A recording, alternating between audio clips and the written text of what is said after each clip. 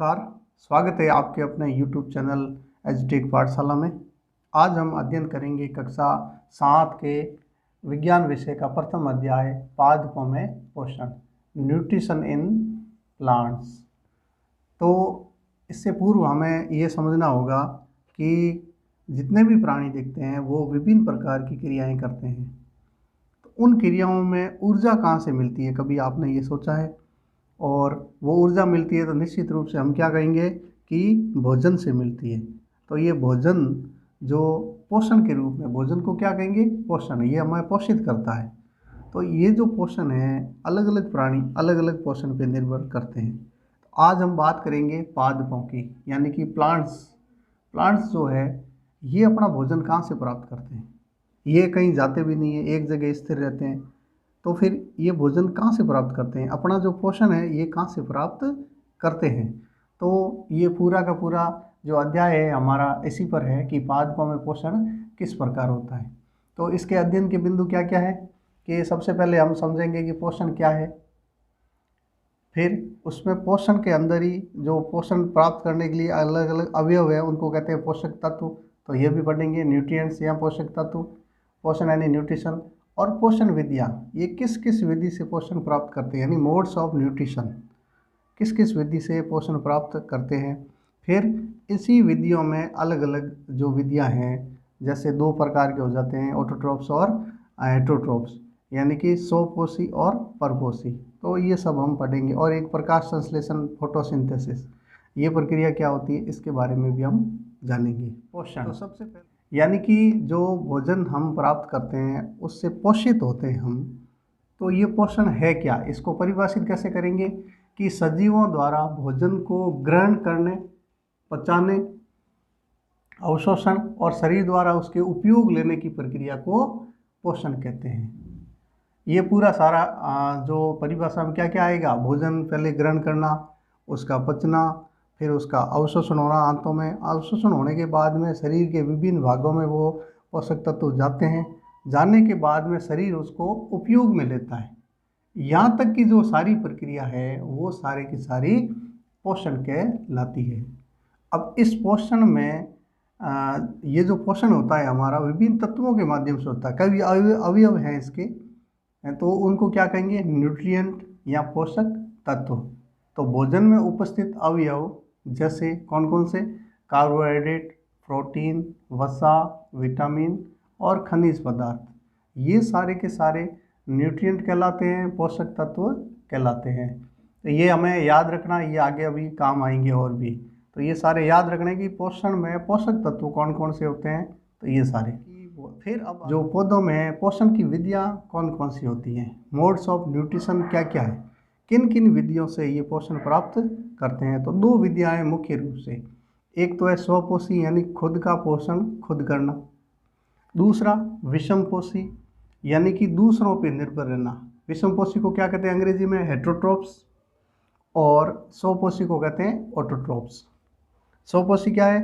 वह विधि जिसमें जीव अपना भोजन स्वयं संश्लेषित करता है, स्वयं सिंथेसाइज करता है, संश्लेषित करता है, खुद बनाता है भोजन। जैसे हरे पौधे, कुछ जीवाणु।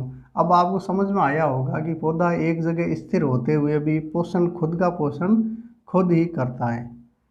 और दूसरा देखो विषमपोषी।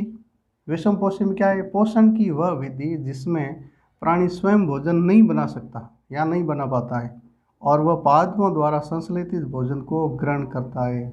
जैसे जंतु, हम सब जैसे जंतु हैं वो खुद भोजन कभी नहीं बना सकते हैं। आपको लगता होगा कि भोजन हम स्वयं बनाते हैं। भोजन कहाँ से? जैसे सब्जी, आटा कहीं से लाए होंगे, वो कहाँ से मिलता है? वो सब पौधों से मिलता है। इसका मतलब भोजन हमने नहीं बनाया है, वो कहीं से हमने प्राप्त किया। और वो कहाँ से प्राप्त किया है? पादपों द्वारा जो संश्लेषित भोजन है उसको हम विभिन्न विधियों से बना के ग्रहण करते हैं, लेकिन हम खुद नहीं बना पा रहे। तो हम क्या है? हम भी विषमपोषी हैं। तो इस प्रकार स्वपोषी यानी ऑटोट्रोप्स और विषमपोषी यानी हेटेरोट्रोप्स, ये दो प्रकार की विधियां हैं। इसके बारे में हम थोड़ा और विस्तार से जानेंगे। प्रकाश संश्लेषण यानी कि फोटोसिंथेसिस। प्रकाश संश्लेषण ये जो प्रक्रिया है वो है ऑटोट्रोप्स यानी स्वयंपोषी जो पादप है, हरे पादप जिसको कहते हैं, उनके अंदर होने वाली एक प्रक्रिया है जिसके कारण भोजन का निर्माण होता है। तो प्रकाश संश्लेषण क्या है या फोटोसिंथेसिस क्या है कि ये एक प्रक्रिया है जिसमें हरे पौधे जो है उसकी पत्ती में क्लोरोफिल होता है। हरा जो पौधा दिखता है उसका उसमें क्या क्लोरोफिल होता है। तो प्रकाश संश्लेषण की प्रक्रिया में हरे पौधों की पत्ती की क्लोरोफिल युक्त कोशिकाएं सूर्य के प्रकाश की उपस्थिति में कार्बन डाइऑक्साइड यानी CO2 और जल यानी H2O, तो कार्बन डाइऑक्साइड एवं जल से कार्बोहाइड्रेट का संश्लेषण करते हैं। कार्बोहाइड्रेट का मतलब सबसे जो सिंपल है या सरल जो कार्बोहाइड्रेट है वो है ग्लूकोज। तो इस प्रकार ये परिभाषा है कि प्रकाश संश्लेषण क्या होता है। तो प्रकाश संश्लेषण की प्रक्रिया में हरे पौधों की पत्ती की क्लोरोफिल युक्त कोशिकाएं सूर्य के प्रकाश की उपस्थिति में कार्बन डाइऑक्साइड एवं जल से कार्बोहाइड्रेट का संश्लेषण करते हैं, सिंथेसिस करते हैं। तो ये है प्रकाश संश्लेषण। तो इसकी ये जो प्रक्रिया वो हम यहाँ देखेंगे कि किस प्रकार होता है। ये जैसे कोई पौधा है, इसमें यहाँ ये जड़ें हैं और जड़ें जो है वो जल जो है पौधे में जड़ों के द्वारा जाता है और ये जल ऊपर विभिन्न कोशिकाओं विभिन्न नलिकाएं जो होती है वेसल्स उनके द्वारा ये आगे बढ़ता हुआ पत्तियों तक पहुँचता है जल। फिर आता है कार्बन डाइऑक्साइड। कार्बन डाइऑक्साइड जो है पत्ती में रंध्र होते हैं छोटे छोटे जिसको कहते हैं स्टोमेटा या फिर इसको कहते हैं रंध्र। छोटे छोटे जो छिद्र होते हैं उसको कहते हैं। तो इन छिद्रों के माध्यम से पत्ती में CO2 या कार्बन डाइऑक्साइड ये प्रवेश करती है। तो जल जड़ों से मिला, वातावरण से CO2 मिल गया, कार्बन डाइऑक्साइड, और सूर्य की ऊर्जा सूर्य से मिल गई यहाँ पे पत्ती को, और अंदर जो क्लोरोफिल युक्त कोशिकाएं हैं वो सूर्य की ऊर्जा को अपने लेकर और उसकी उपस्थिति में CO2 और जल दोनों से क्या बनाते हैं, कार्बोहाइड्रेट। देखो यहाँ पे CO2 H2O, CO2 यानी कार्बन डाइऑक्साइड और H2O यानी जल।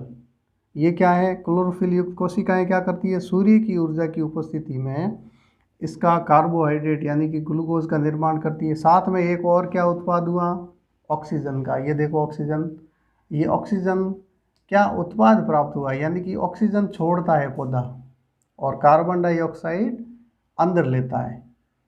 तो ये पूरी की जो प्रक्रिया है वो उसको कहते हैं फोटोसिंथेसिस या प्रकाश संश्लेषण। तो ये एक जो सूत्र है हमें याद रखना है कि ये कार्बन डाइऑक्साइड और जल इसके द्वारा जो क्लोरोफिल है वो सूर्य की ऊर्जा की उपस्थिति में कार्बोहाइड्रेट में इसको बदलता है और ऑक्सीजन में बदलता है। दो ये उत्पाद। फिर आता है इसका कि प्रकाश संश्लेषण के आवश्यक तत्व कि तत्व जो है वो कौन कौन से जो आवश्यक है। तो ये आपने देख लिया होगा यहाँ पर ये तत्व। तो इसमें सबसे पहले क्या है, क्लोरोफिल। क्लोरोफिल क्या करता है, सूर्य की प्रकाश की जो ऊष्मा या ऊर्जा है उसको ये लेता है। फिर सौर ऊर्जा, ऊर्जा का मुख्य जो स्रोत क्या है, सौर ऊर्जा। फिर कार्बन डाइऑक्साइड जो CO2 है, और जल। और कार्बन डाइऑक्साइड कहाँ से मिलती है, वातावरण से। जल कहाँ से मिलता है, ज़मीन का जो जल है ज़मीन के अंदर से जड़ों के माध्यम से प्राप्त किया जाता है। तो ये अवयव आवश्यक तत्व है। आता है कि ये जो फोटोसिंथेसिस है इनका लाभ क्या क्या है। एक ये भी प्रश्न आता है कि लाभ क्या है, इम्पोर्टेंस क्या है इसकी। इसकी इम्पोर्टेंस सबसे पहले ये है कि जो हरे पौधे हैं वो अपना भोजन स्वयं बनाने में सक्षम होते हैं, समर्थ हो पाते हैं या सक्षम हो पाते हैं।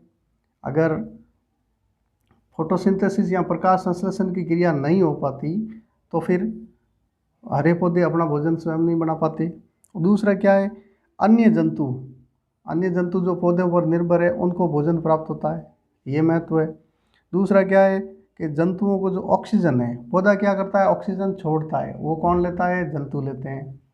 और जंतु कार्बन डाइऑक्साइड को जो छोड़ते हैं वो कौन ले लेता है, पौधा वापस ले लेता है। तो वातावरण में O2 और CO2 का जो संतुलन है वो बनाने में भी फोटोसिंथेसिस प्रक्रिया कोशिका या फिर हेट्रोट्रोफिक मोड विषमपोषी विधियों में कौन कौन सी विधियाँ हैं? इससे पहले आया था ऑटोट्रोपिक या स्वयंपोषी विधियाँ, जिसमें जो पादप है वो प्रकाश संश्लेषण के माध्यम से अपना भोजन बनाता है। अब जो विषमपोषी विधियाँ हैं, इसमें पादप स्वयं भोजन नहीं बना के दूसरों पे जब निर्भर रहता है, तो वो कौन कौन सी विधियाँ हैं जिसके माध्यम से वो निर्भर रहता है? ये अलग अलग विधियाँ हैं, जैसे मृतोपजीवी या सेप्रोफिटिक। तो मृतोपजीवी या सेप्रोफिटिक विधि में क्या होता है कि इस विधि में जीव किसी मृत या विघटित जैविक पदार्थ से पोषक प्राप्त करते हैं, पोषक तत्व। तो मृतोपजीवी है, मृत और विघटित पदार्थों पर निर्भर रहने वाली विधि है। ये इसमें क्या है, कवक या फंजाई जो है इसका उदाहरण है। ये हमेशा सड़े गले और विघटित पदार्थों पे अपना भोजन प्राप्त आ जाता है। परपोषी या परजीवी या इसको कहेंगे पैरासिटिक। ये पैरासिटिक मोड ऑफ न्यूट्रिशन है। इसमें क्या होता है, पोषण की इस विधि में कुछ पादप दूसरे जीवों या पादपों के शरीर के अंदर या ऊपर, अंदर भी हो सकते हैं, ऊपर भी हो सकते हैं, आरोहित होकर भोजन प्राप्त करते हैं। ये एक जीव द्वारा दूसरे जीव पर निर्भर रह के उससे उसके जो पोषक तत्व प्राप्त करने की जो विधि है वो है परपोषी या परजीवी या पैरासिटिक। यानी कि एक जीव दूसरे जीव पर निर्भर रहता है जीवन के लिए। इस विधि में क्या है, जैसे अमर बेल का सबसे बड़ा उदाहरण है। अमर बेल पौधे के ऊपर लिपटी होती देखी होगी हमने। तो वो क्या करती है, अपने तंतुओं के माध्यम से उसके शरीर के पौधे के बॉडी के अंदर वो तंतु डाल के वहाँ से पोषण प्राप्त करते हैं। ये अमर बेल है। सहजीवी संबंध, सहजीवी संबंध या फिर सिम्बायोसिस। ये क्या होता है, कुछ जीव एक दूसरे के साथ रहते हुए अपना आवास और पोषक तत्व एक दूसरे को बांटते हैं। जैसे शैवाल है, एल्गी है और कवक है। ये जो लाइकेन है, दो जीवों शैवाल और कवक, इनकी भागीदारी से बनता है। इसमें क्या होता है, शैवाल है वो हरा होता है और ये खुद प्रकाश संश्लेषण कर सकता है, इसलिए खुद ये भोजन बनाता है। कवक है, ये खुद भोजन नहीं बना सकता, लेकिन ये आवास उपलब्ध करा देता है, उसको सुरक्षा उपलब्ध करवाता है। तो दोनों के अपने हित है, इसको सुरक्षा चाहिए, आवास चाहिए और इसको भोजन चाहिए। तो दोनों एक दूसरे से बांटते हैं और साथ रहते हैं। ये साथ रहने की जो भागीदारी है उसको कहते हैं सहजीवी संबंध। ये भी एक प्रकार है पोषण प्राप्त करने की। एक विशेष प्रकार की और विधि है, इसको स्पेशल मोड कहते हैं। इसमें क्या होता है कि कुछ पौधे होते हैं जहाँ नाइट्रोजन ज़मीन में भी कमी है, वहाँ पे ऐसे ये घटपर्णी जो पिक्चर प्लांट है, ये उदाहरण है उसका। ये क्या करते हैं, अपने ही पत्तियों से एक थैलेनुमा जो संरचना है उसका विकास कर देते हैं ऐसे, और इसके ऊपर जो पत्ती है वो ढक्कन की तरह काम करती है। जैसे ही कोई जो फ्लाइज है या फिर कीट है वो इसके अंदर आता है तो ये बंद हो जाती है। इस बंद होने के बाद में विभिन्न रस स्रावित होकर इसको अंदर ही गला देते हैं और इसके द्वारा जो नाइट्रोजन मिलती है उसका वो ग्रहण करते हैं। तो इस प्रकार ये पिक्चर प्लांट है, ये घटपर्णी कहते हैं। घट की तरह इसकी पत्तियों की आकृति बनती है और वो फिर उसको फंसा देते हैं और मार कर उसका जो नाइट्रोजन उससे मिलता वो लेते हैं। फिर आ जाता अगला बिंदु है कि जैसे पौधा है भोजन बनाने की प्रक्रिया में ज़मीन से पोषक तत्व लेता है, तो उसकी प्रतिपूर्ति जो है या पुनःपूर्ति या भरपाई, जो भरपाई है वो कैसे हो पाती है। जैसे नाइट्रोजन ले लिया, उस पोषक तत्व की ज़मीन में कैसे भरपाई होगी, उसके लिए आता है राइजोबियम। एक राइजोबियम जीवाणु है जो दलहन पौधे है, दलहनी पौधे, उनकी जड़ों में ये रहता है। ये भी एक प्रकार का सिम्बायोसिस सहजीवी संबंध है। सहजीवी संबंध कैसे कि जो राइजोबियम है ये खुद भोजन नहीं बना सकता, तो इसको भोजन के लिए क्या निर्भर रहना पड़ेगा, पौधों पर निर्भर रहना पड़ेगा। जबकि ये क्या करता है, जो वातावरण की नाइट्रोजन है इसको घुलनशील नाइट्रोजन में बदल देता है। तो पौधों को, जो दलहनी पौधे हैं, इनको नाइट्रोजन चाहिए, इसलिए ये पूर्ति यहाँ से लेते हैं और ये इनसे खाद्य पदार्थ लेते हैं। इस प्रकार ये भी एक तरह का सहजीवी संबंध है। तो मृदा में पोषक तत्वों की पुनः पूर्ति में ये राइजोबियम भी मुख्य भूमिका निभाता है। इस प्रकार पादपों में पोषण की ये जो पूरा अध्याय है वो पूरा होता है। कैसा लगा ये चैप्टर आज का, कमेंट बॉक्स में ज़रूर लिखें और इसका फीडबैक दें। इसके प्रश्न उत्तर आप करें। इसको पढ़ने के बाद में पहले आप मेरे वीडियो को देखें, उसके बाद में किताब में वापस इसको देखें, तो आपको अच्छी तरह समझ में आ जाएगा और प्रश्न उत्तर इसके करें। फिर ये ज़्यादा से ज़्यादा जो हमारे छात्र हैं उनके बीच में बांटिए ताकि उन सब तक पहुंच जाए, और फिर इसको सब्सक्राइब और जहाँ तक हो सके करें ताकि मेरे जो दूसरे वीडियो वो भी आपको मिलते जाएं। धन्यवाद।